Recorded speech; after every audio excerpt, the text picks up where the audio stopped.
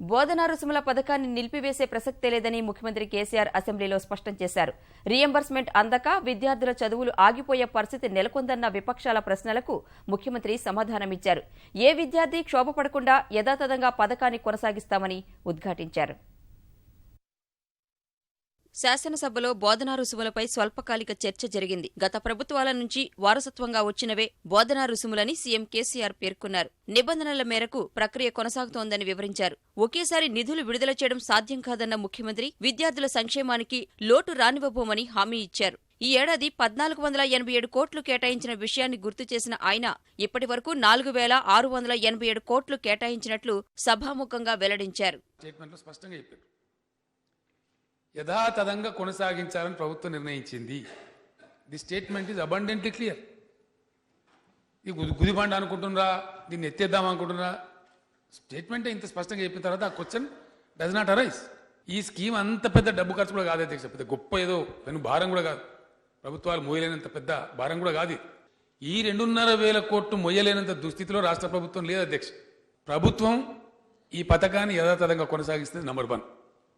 Number 2, విద్యార్థులకు ఎట్టి పరిస్థితుల్లో ఇబ్బందులు కలగనీయం. నంబర్ 2, ప్రతి సంవత్సరం కంటిన్యూగా ఇంత డ్యూ ఉండుకుంటూ వస్తుంది అధ్యక్ష. ఎందుకంటే కరెంట్ ఇయర్ లెక్క తేలదు కాబట్టి I will review it my self. ఎంతవరకు వీలైతే అంతవరకు క్విక్కెస్ట్ పాసిబుల్ టైంలో ఆ రిలీజెస్ కూడా చేయిస్తాం.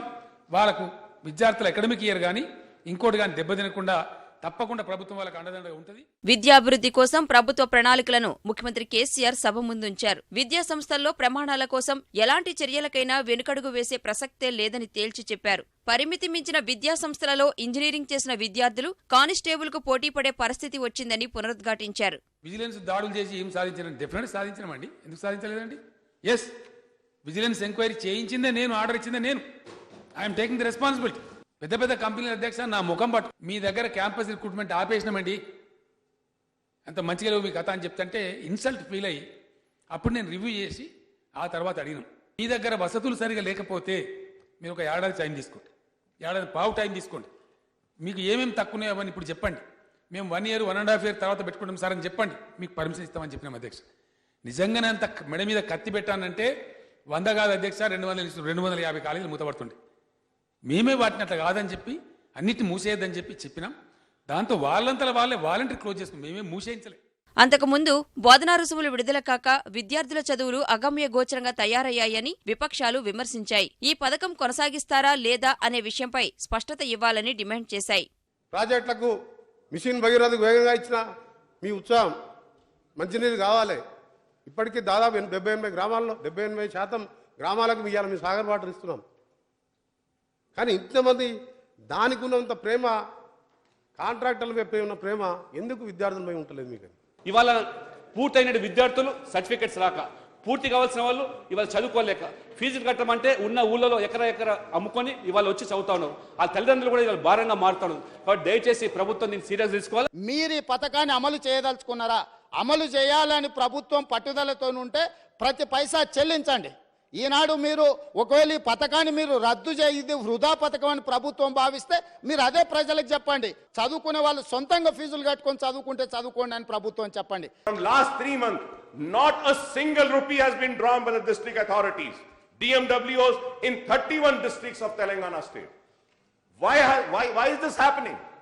When the government is committed, when the government is sincere in helping the minorities, why are the officials not doing their duties? This is a question which I have been raising again and again. Because the inefficiency of the officials, the remark is coming on the government. ముఖ్యమంత్రి కేసీఆర్ సమాధానం తర్వాత ఉపసభాపతి సభను గురువారానికి వాయిదా వేశారు. రాష్ట్ర ప్రజల జీవితాల్లో నిత్యం విద్యుత్ కాంతులు నింపుతామని ముఖ్యమంత్రి కేసీఆర్ శాసనసభకు వెల్లడించారు. ఉజ్వల్ ఉదయ్ పథకంలో భాగంగా ఢిల్లీలో ఒప్పందం జరగనున్న దృష్ట్యా ఆ వివరాలపై ముఖ్యమంత్రి సభలో ప్రకటన చేశారు. రాష్ట్రం ఏర్పాటు నాటికి విద్యుత్ రంగం సంక్షోభంలో ఉండగా దాన్ని గాడిలో పెడుతున్నామని స్పష్టం చేశారు. పాలకుల లోపభూయిష్ట విధానాల ఫలితంగా 2 డిస్కంలు కూడా 11,897 కోట్ల రూపాయల అప్పుల ఊబిలో కూరుకొని పోయాయి. టీఎస్ ఎస్పీడీసీఎల్కు 7,392 కోట్ల రూపాయల అప్పుంటే టీఎస్ ఎన్పీడీసీఎల్కు 4,505 కోట్ల రూపాయల అప్పు ఉన్నది.